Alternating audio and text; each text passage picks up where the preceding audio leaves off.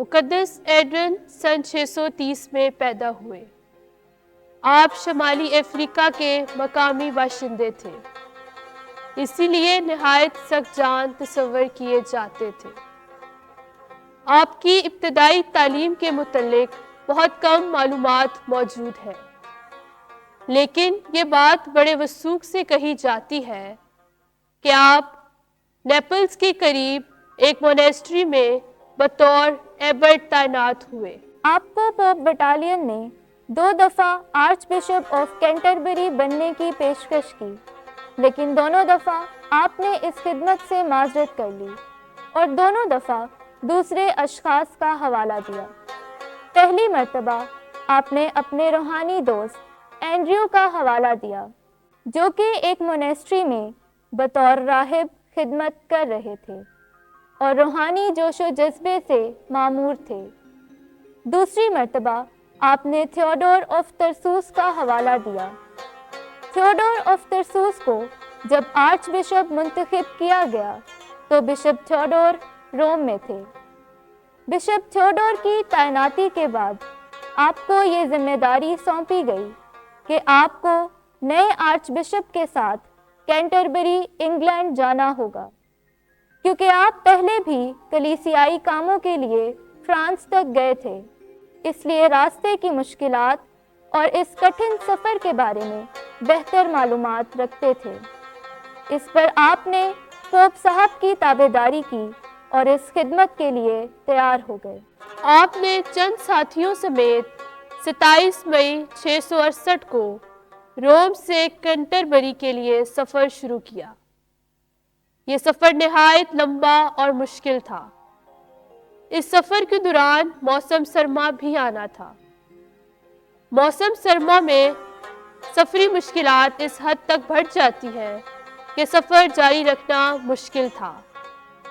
اس لیے آپ جماعت کے ساتھ ارلس پہنچے اور وہاں آرچ بشپ جان کے پاس چند ماہ ٹھہرے۔ اسی دوران آپ کو ایبروین سے پاسپورٹ مل گئے۔ آپ موسم سرما میں اکٹھے رہنے کے بعد الگ ہو گئے اور archbishop Theodore bishop of Paris کے ساتھ اور آپ بشپ آف سینس اور اس کے بعد بشپ آف میوکس کے ساتھ سفر کرتے رہے۔ فرانس میں آپ پر یہ الزام لگایا گیا کہ آپ یونانی بادشاہوں کے جاسوس ہیں اور بادشاہ نے آپ کو قید میں ڈال دیا، لیکن بشپ تھیوڈور آپ کی ہدایت کے مطابق مئی 669 کو انگلینڈ پہنچ گئے۔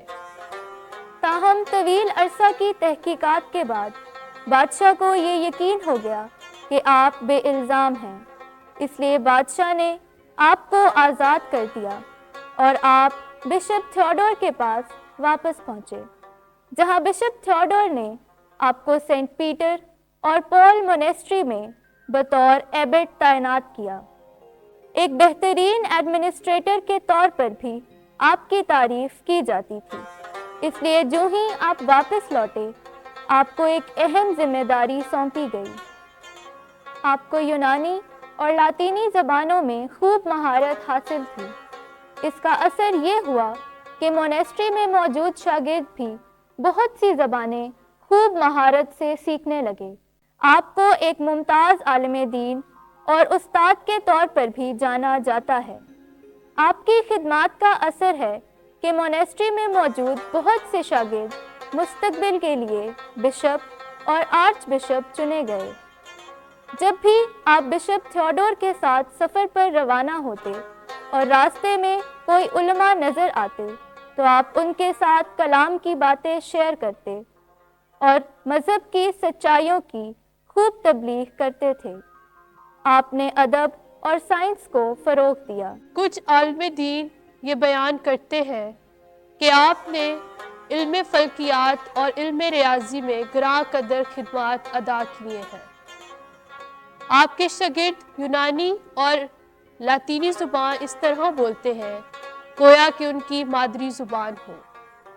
آپ انگلینڈ آنے کے بعد 39 برس تک زندہ رہے اور اپنی وفات تک کینٹربری کی مونیسٹری میں صدارت کرتے رہے۔ آپ سن 709 عیسوی میں وفات پا گئے اور کینٹربری کی مونیسٹری میں دفن کیے گئے۔ کئی سالوں بعد جب مونیسٹری کی نئی تعمیر کروائی گئی تو آپ کا جسد خاکی بالکل صحیح حالت میں پایا گیا۔